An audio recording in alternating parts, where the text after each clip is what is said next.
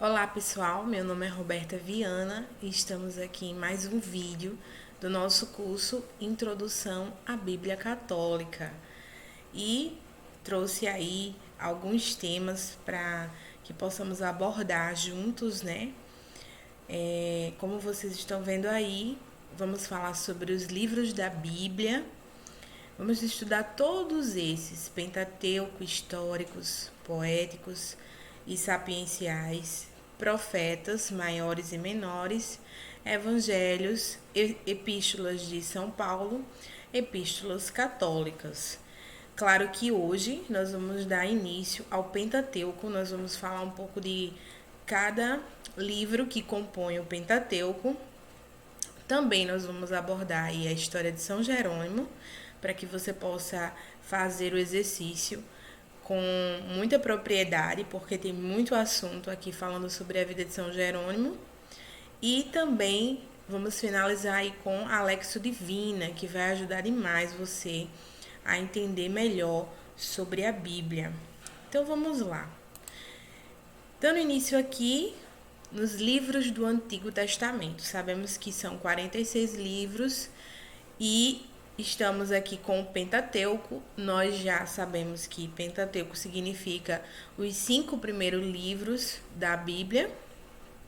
E vamos dar uma olhada aqui resumida, porque se a gente fosse falar a fundo de cada livro, a gente teria que fazer um curso aí de um ano.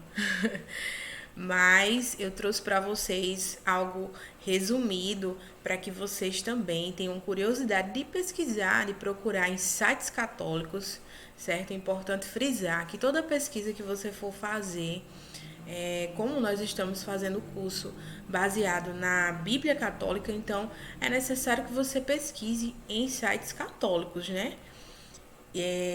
Voltando aqui, né, para o Gênesis, que é o primeiro livro da Bíblia. Ele serve de forma perfeita como introdução a todo o conteúdo. A palavra Gênesis vem do grego, né? Genésios significa origem ou fonte. Essa palavra traduz o hebraico Berezitz, que é a primeira palavra do livro. Essa palavra hebraica significa no princípio.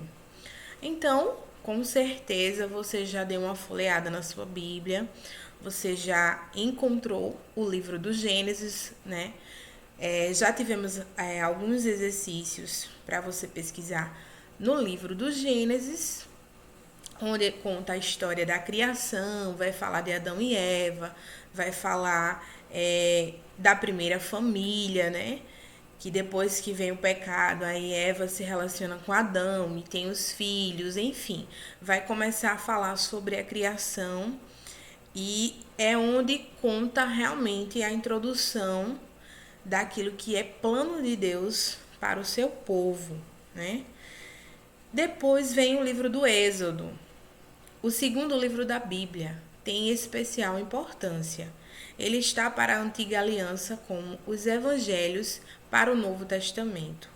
É que os fatos que aí são narrados mostram o verdadeiro aparecimento de Israel, povo escolhido, para o qual Deus devota especiais atenções.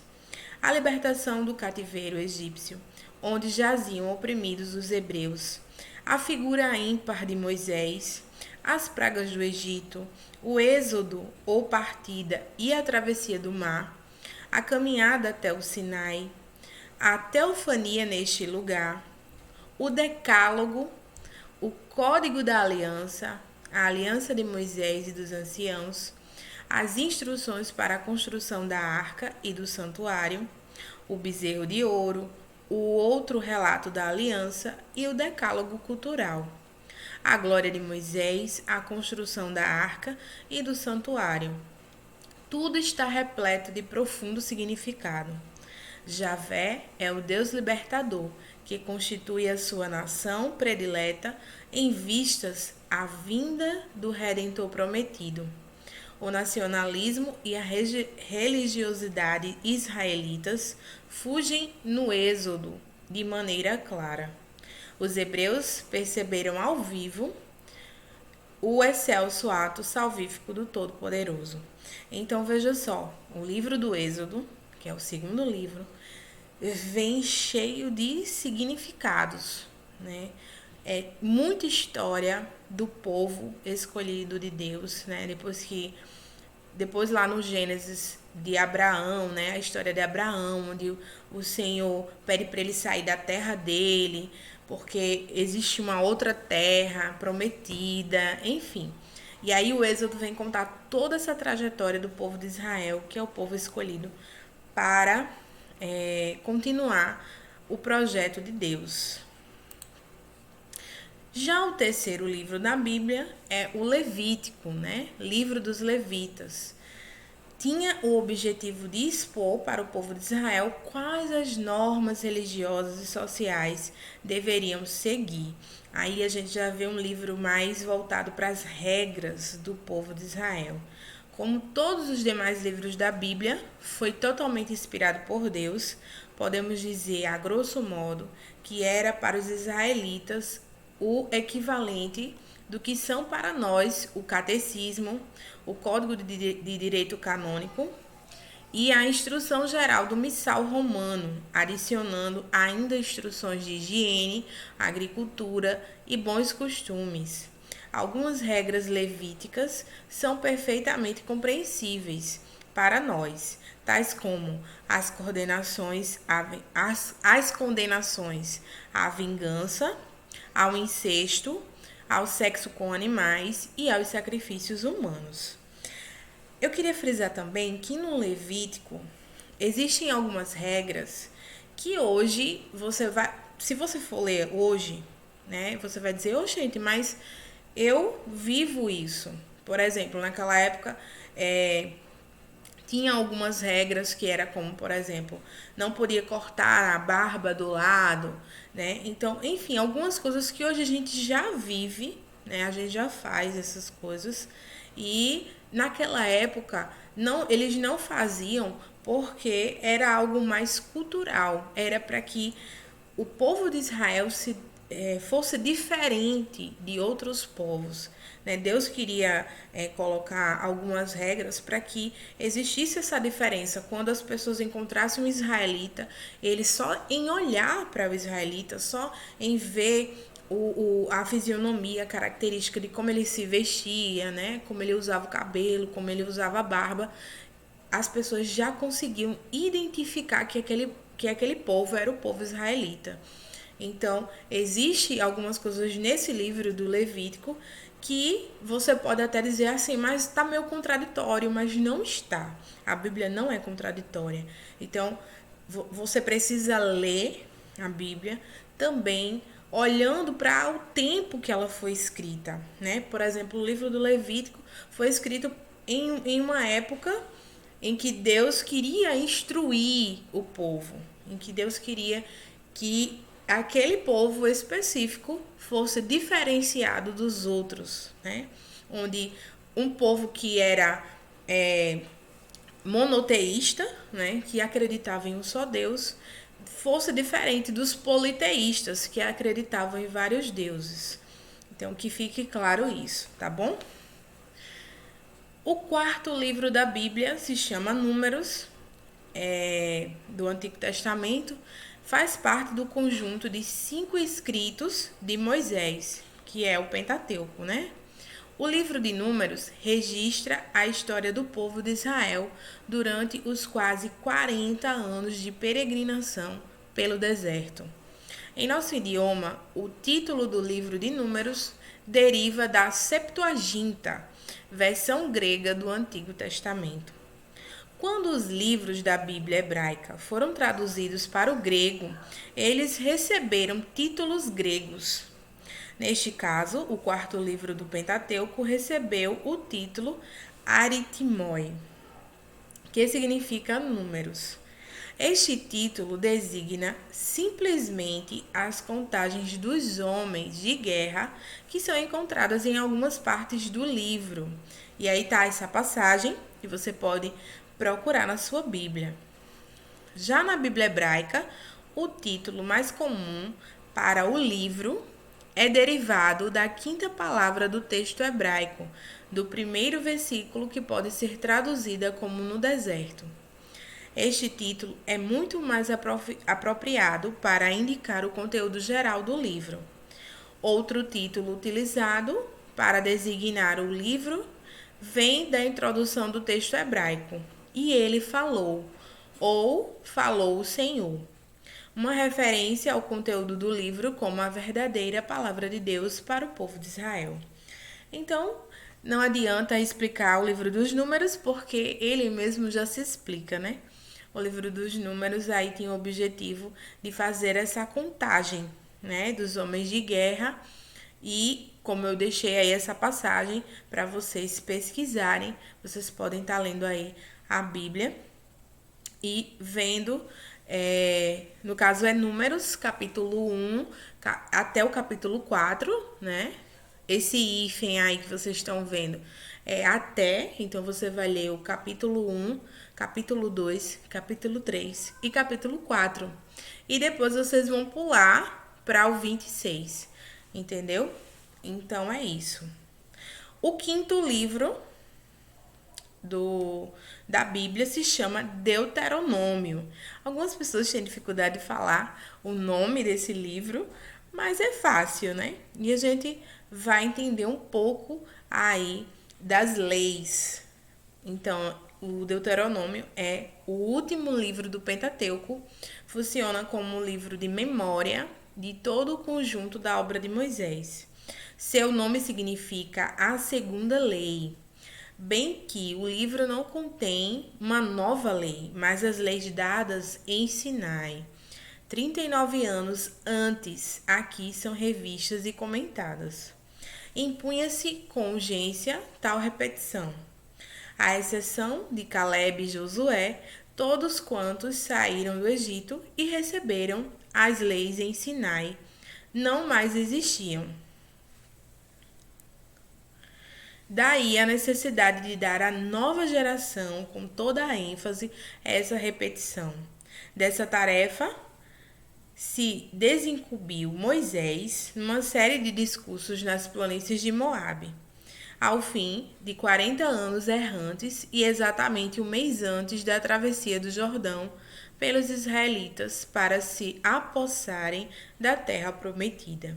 Esses discursos dirigidos oralmente ao povo, que está aí no capítulo 1, versículo 3, foram posteriormente escritos e reunidos em forma de livro. E aí está no capítulo 31, versículo 24 a 26. Então, todas essas passagens você precisa ler para comprovar se realmente eu estou falando a verdade aqui. Enfim, né? Passamos aí do Pentateuco, que são os 5 primeiros livros da Bíblia, fizemos esse resumo. E como eu já falei para você, ir buscar mais conhecimento, você buscar mais fontes católicas para você entender melhor sobre esses livros. E agora nós vamos entrar na história de São Jerônimo. E o que é que tem a ver São Jerônimo com a Bíblia? Então vamos lá, né? São Jerônimo foi um homem de grande cultura. Era doutor nas Sagradas Escrituras, teólogo, escritor, filósofo, historiador. E foi ele quem traduziu a Bíblia pela primeira vez, do hebraico e grego para o latim, a língua falada pelo povo. Sua tradução foi chamada de Vulgata, ou seja, popular. Só falando com relação ao que aconteceu na época de São Jerônimo, né, se a gente for olhar para hoje, é como se São Jerônimo tivesse traduzido a Bíblia. Por exemplo, a Bíblia foi feita na língua alemã, na língua italiana, um exemplo. E aí São Jerônimo foi traduzido para o inglês, que hoje é uma língua universal, né? Então, naquela época, por exemplo, o hebraico e o grego foram traduzidos para o latim, que era a língua falada por todos os povos, né? A língua mais falada. Então, foi conhecida como Vulgata porque era uma língua mais popular, né? Para que todo mundo pudesse entender. A história de São Jerônimo, vamos conhecer mais esse santo, que é muito inteligente, né? São Jerônimo nasceu na Dalmácia, hoje Croácia, no ano de 340. Sua família era rica, culta e de raiz cristã. Ele era filho único e herdou uma pequena fortuna de seus pais. Após a morte deles, Jerônimo foi morar em Roma. Lá estudou retórica, que é a arte de falar bem, oratória, com os melhores mestres da época. Com isso, adquiriu mais cultura ainda. Então, olha só a dica que São Jerônimo nos dá hoje, de você estudar a arte de falar bem. E eu tenho certeza que você que está me vendo aí tem um desejo de pregar o evangelho, tem um desejo de levar a palavra de Deus para muito mais pessoas. Então, a dica de São Jerônimo é que você estude, né? Estude, tenha uma boa oratória, né? Estude, faça cursos para você falar bem, articular, gesticular, entendeu? Então, tem tudo isso, né? Tem vários cursos que podem ajudar você também a ser um São Jerônimo da vida, né? Então vamos lá. Apesar de vir de uma família cristã, São Jerônimo ainda não tinha sido batizado. Olha só isso. Só aos 25 anos ele tomou uma decisão madura e pediu o batismo. Então foi batizado pelo Papa Libério. Depois disso, em oração, sentiu o chamado para a vida monástica. Mas não simplesmente vida monástica, né? Seu chamado era para a vida monástica dedicada à oração e ao recolhimento e ao estudo. Então, ele descobriu monges que viviam na Gália, atual França, e foi morar com eles. Lá, Jerônimo formou uma comunidade com seus amigos e discípulos. Estes dedicavam-se aos estudos da Bíblia e das obras de teologia. Olha só, quanta dedicação, né? A gente deve muito a São Jerônimo. A vida radical de São Jerônimo, vamos conhecer. São Jerônimo tinha um temperamento forte e radical. Com quem será que isso parece? Por isso, foi procurar o deserto. No deserto, entrava num ritmo de orações e jejuns tão rigorosos que quase chegou a falecer. Tempos depois de se fortalecer no deserto, ele foi para Constantinopla, segunda capital do Império Romano. Lá, onde encontrou-se com São Gregório.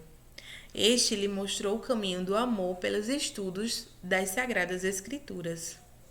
Por isso, São Jerônimo decidiu dedicar sua vida ao estudo da Palavra de Deus para transmitir o cristianismo em sua máxima fidelidade ao maior número de pessoas possíveis. Por causa deste objetivo e usando sua grande aptidão para aprender línguas, estudou hebraico e grego. Seu objetivo era compreender as escrituras nas suas línguas originais, para transmitir um ensinamento seguro aos fiéis. Olha só quanta dedicação, né? E às vezes a gente quer pegar a Bíblia, abrir, ler de qualquer jeito e querer que Deus fale com a gente ali.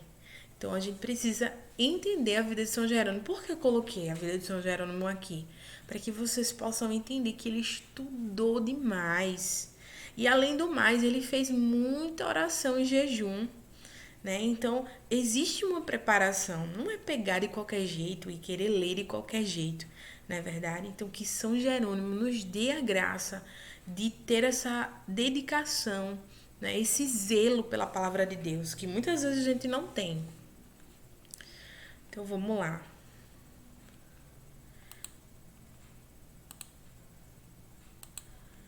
A Vulgata, que foi a primeira tradução da Bíblia, vamos entender um pouco sobre ela.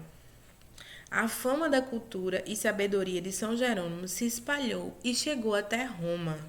Por isso, o Papa Damaso o chamou e lhe deu a grandiosa missão de traduzir a Bíblia para o latim, a língua do povo. Por isso, sua tradução foi chamada de Vulgata, ou seja, popular. O Papa queria uma tradução mais fiel possível do hebraico e do grego para o latim, e que ao mesmo tempo, o povo pudesse compreender. São Jerônimo reunia todas as condições para fazer este trabalho. Ele se tornou então o secretário do Papa. Por causa disso é que temos hoje a Bíblia traduzida para o português e várias línguas. Essas traduções vieram da tradução popular de São Jerônimo. Então, amados, então, queridinhos, para que vocês entendam que a Bíblia que vocês têm na mão só chegou até você por causa de São Jerônimo, por causa da tradução de São Jerônimo. Então entendam, quando alguém for falar alguma coisa, né, alguma besteira com relação à Bíblia, principalmente a Bíblia católica, aí vocês podem falar, né, sobre São Jerônimo, dar uma explicadinha que agora você sabe, né, quem foi que traduziu, né, para o latim, quem foi que nos ajudou a ter essa Bíblia maravilhosa nas nossas mãos, né? Então, foi por causa de São Jerônimo. Vamos rezar por São Jerônimo, né? Vamos ter essa devoção também. Você que está fazendo esse curso, né? Eu até digo e incentivo você a ter essa devoção a São Jerônimo para que ele possa nos ajudar a ter clareza, a ter esse entendimento, essa inteligência para a gente compreender melhor a palavra de Deus. Então vamos lá. São Jerônimo e os anos de trabalho árduo. Este trabalho de São Jerônimo durou muitos anos, porque você acha que foi assim, tipo dias, né, que ele traduziu, e simplesmente a Bíblia caiu no seu colo com zíper e tudo, né? Mas não foi assim, né? Foram anos de trabalho, pois ele procurava em cada versículo a tradução mais fiel possível, para que o povo conhecesse em profundidade as riquezas da palavra de Deus. Por isso, a tradução de São Jerônimo se tornou a base da tradução bíblica da Igreja, aprovada no Concílio de Trento. Em sua tradução, além da extrema fidelidade aos textos originais, São Jerônimo mostrou uma grande riqueza de informações sobre a história da salvação. Ou seja, né, São Jerônimo foi a base para todas as Bíblias que você vê hoje, principalmente a protestante, porque se alguém falar alguma coisa, você já sabe, porque a Bíblia protestante veio da católica, porque na verdade a Bíblia católica veio primeiro, né? E aí eles que fizeram a modificação depois. Então vamos lá. Mudança para Belém. Terminado esse imenso trabalho, São Jerônimo foi morar em Belém, a terra onde Jesus nasceu. Lá viveu como monge no mosteiro fundado por Santa Paula, sua grande amiga e auxiliadora nos trabalhos de estudo e tradução da Bíblia. E aí vamos ver a morte de São Jerônimo. Ele morreu com quase 80 anos no dia 30 de setembro do ano 420. Ele é o padroeiro dos estudos bíblicos, dos estudiosos da Bíblia. O dia da Bíblia foi colocado no dia de sua morte. Ele escreveu: Cristo é o poder de Deus e a sabedoria de Deus. E quem ignora as Escrituras, ignora o poder e a sabedoria de Deus. Portanto, ignorar as Escrituras sagradas é ignorar a Cristo, meu Pai do céu. Olha que lapada, né? Essa frase é muito forte, demais até, onde ele fala justamente que aquele que ignora as Escrituras ignora o próprio Cristo. E ele fala das Escrituras, ele fala de Gênesis ao Apocalipse, né? Não é que você vai pular os livros e dizer, eu só acredito no livro do Levítico, mas no livro dos Salmos eu não acredito. Não é. É nas Sagradas Escrituras no total, né? Nos livros todos. Devoção a São Jerônimo. São Jerônimo é representado sempre escrevendo, né, as fotos. Eu vou até voltar aqui para vocês verem a foto dele aqui, ó. Ele é representado assim. Todas as vezes que você for pesquisar a vida de São Jerônimo, ele vai estar prostrado diante da Bíblia ou escrevendo, né? Traduzindo aí a Bíblia. Então, olha aí, ele vai ser representado escrevendo, com muitos livros à sua volta. Esta imagem, claro, faz referência ao inestimável trabalho de tradução da Bíblia que ele fez. Além disso, ele veste roupas de monge, em referência a seus últimos anos no mosteiro de Belém. A devoção a ele chegou ao Brasil com os colonizadores. No Rio Grande do Sul, há uma cidade com seu nome. E eu coloquei aqui a oração de São Jerônimo, né, para inspirar você a ter um entendimento melhor com a palavra de Deus, né? Então vamos rezar juntos essa oração. Ó Deus, Criador do universo, que vos revelastes aos homens através dos séculos pelas sagradas escrituras e levastes o vosso servo São Jerônimo a dedicar sua vida ao estudo e à meditação da Bíblia. Dai-me a graça de compreender com clareza a vossa palavra quando leio a Bíblia. São Jerônimo, iluminai e esclarecei a todos os adeptos das seitas evangélicas para que eles compreendam as Escrituras e se deem conta de que contradizem a religião católica e a própria Bíblia, porque eles se baseiam em princípios pagãos e supersticiosos. São Jerônimo, ajudai-nos a considerar os ensinamentos que nos vêm da Bíblia, acima de qualquer outra doutrina, já que é palavra e o ensinamento do próprio Deus. Fazer que todos os homens aceitem e sigam a orientação do vosso Pai, expressa nas Sagradas Escrituras. Amém. São Jerônimo, rogai por nós. Então, forte, né, a oração. E agora nós vamos entrar em outro assunto, né? Um assunto muito bom, que inclusive eu já tinha colocado nos exercícios da segunda parte, né?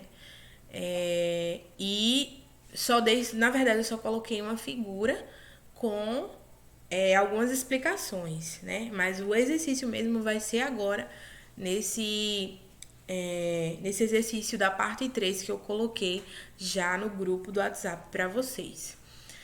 Então vamos lá. O que é Lexio Divina? O que significa isso? Meu Deus do céu, Roberto inventou isso, foi? Não, vamos lá, vamos entender. A Bíblia é a palavra de Deus viva, é a comunicação do Senhor que se revela ao seu povo, relatando a história do povo de Deus, as suas promessas e a sua vitória sobre a morte. A vivência com a palavra é fundamental e essencial para cultivar e crescer na amizade com Deus. O método utilizado para o estudo bíblico é a Lexio Divina. Lexio Divina é um exercício de escuta pessoal da palavra de Deus. Funciona como uma escada de 4 degraus espirituais: leitura, meditação, oração, contemplação. Sendo que os degraus são mais para a compreensão, pois o Senhor, na liberdade do seu espírito, pode elevar a oração e a contemplação no momento que lhe aprouver. É preciso, portanto, estar aberto à ação do Espírito Santo. Buscai na leitura e encontrareis na meditação. Batei pela oração e encontrareis pela contemplação. E aí uma frase de Monge Guido, né, na Idade Média. Para compreendermos melhor e crescermos na intimidade com Deus, vejamos os passos a seguir, né? Comecemos primeiro invocando o Espírito Santo.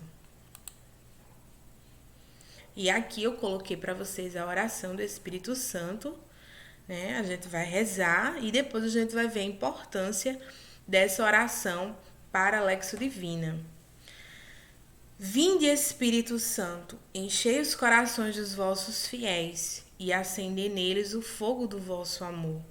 Enviai o vosso Espírito e tudo será criado e renovareis a face da terra. Oremos. Ó Deus, que instruíste os corações dos vossos fiéis com a luz do Espírito Santo, fazer que apreciemos retamente todas as coisas segundo o mesmo Espírito e gozemos sempre de suas consolações.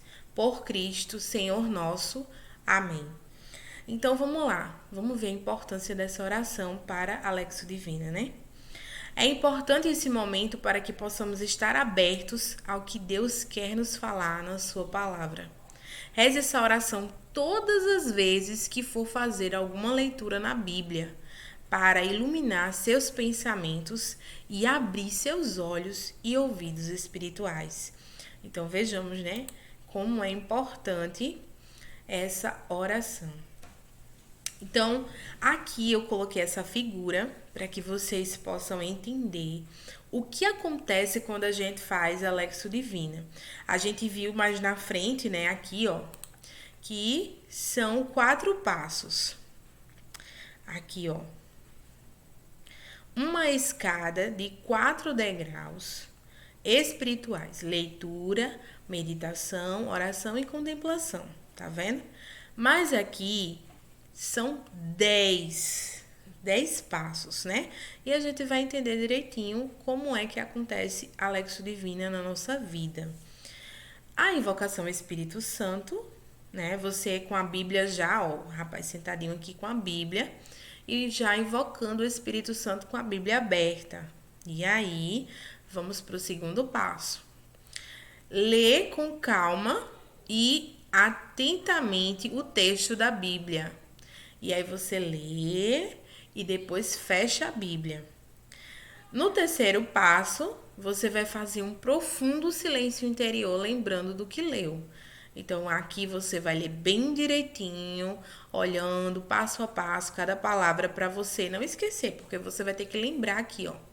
Lembrar o que leu, tá bom? Aí, o quarto passo, você vai imaginar as pessoas, as coisas, o lugar, né? Ouvir o que dizem, participar ou entrar em cena, né? Geralmente, existem alguns pregadores que fazem a gente voltar no tempo, né? Quando tem por exemplo, alguma parábola que Jesus fez algum milagre, então alguns pregadores têm essa graça, esse dom de levar a assembleia para viver aquela passagem, né? Então, esse aqui é o quarto passo, é você imaginar se introduzindo ali naquela leitura, né? Naquela passagem. Aqui o quinto passo, né? Atualizar a palavra, ligando-a com a vida. Então, o que é que você vai fazer? Depois que você se imagina ali, vivendo a cena, você vai atualizar aquela palavra em você, trazer para a sua vida aquilo que a palavra está dizendo, né? O sexto, colóquio, né? Ou seja, falar com Deus, ouvir e agradecer. Então, depois que você atualiza a mensagem na sua vida, você vai agradecer e vai ouvir também o que Deus quer daquela passagem para você. O sétimo, formular um compromisso para a vida. Então, digamos que a passagem que você abriu para você fazer a leitura é o texto da pecadora caída. E aí você vai ler aquele texto, né? Você vai ver aquela mensagem, vai atualizar na sua vida e você vai esperar a resposta de Deus para ver o que Ele quer daquela passagem na sua vida, né? E o sétimo passo é um compromisso, né? Se Deus disser assim, que lá no finalzinho tem dizendo, vai, não tornes a pecar. Então, você vai fazer esse compromisso. Senhor, eu estou em pecado, eu estou fazendo algumas coisas erradas, mas eu quero, Senhor. Eu quero fazer esse compromisso contigo, né? Um compromisso de vida mesmo, de mudança, de restauração. Então, esse é o sétimo passo. O oitavo passo é uma revisão da oração. Prestar atenção ao mistério, palavra ou frase que mais me tocou, sentimento mais forte, apelo maior, maior dificuldade, de minha parte fui fiel, se não fui bem, quais os motivos e as causas? E aí vou pedir perdão, né? Então isso tudo é uma revisão. você vai fazer uma revisão dessa passagem na sua vida. Será que eu estou realmente vivendo isso que o Senhor tá me falando?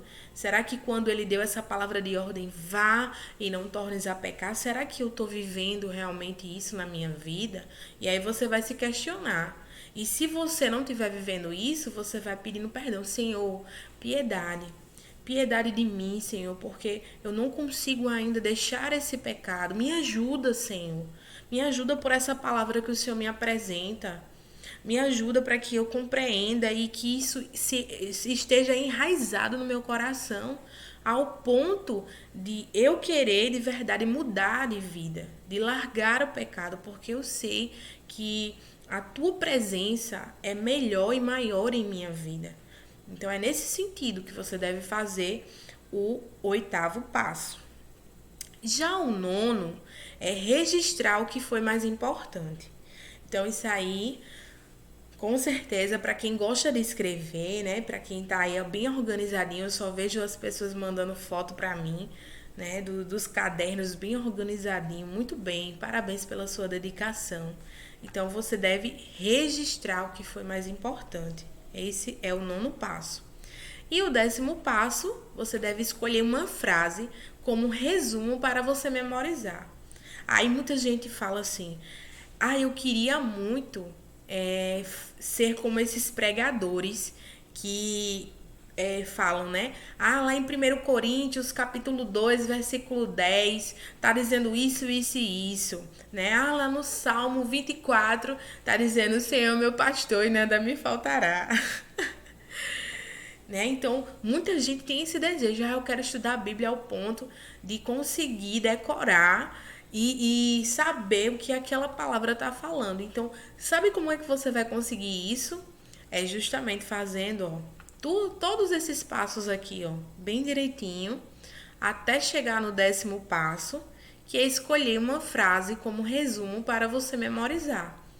Então você vai escolher essa frase e vai passar o dia inteiro com ela na cabeça. Versículo tal fala assim, assim, assim. Todas as passagens que você for ler, você tem que frisar um versículo que chamou mais atenção. E assim você vai conseguir absorver melhor a palavra de Deus. E aí quando tiver em oração, no momento de clamor do Espírito Santo, o Espírito Santo vai usar disso. Muitas vezes para lhe dar uma palavra de ciência para alguém, né? Pode vir um texto que você já leu e aí vai servir para aquela necessidade naquele momento. Então é para isso que a leitura orante serve na nossa vida, né?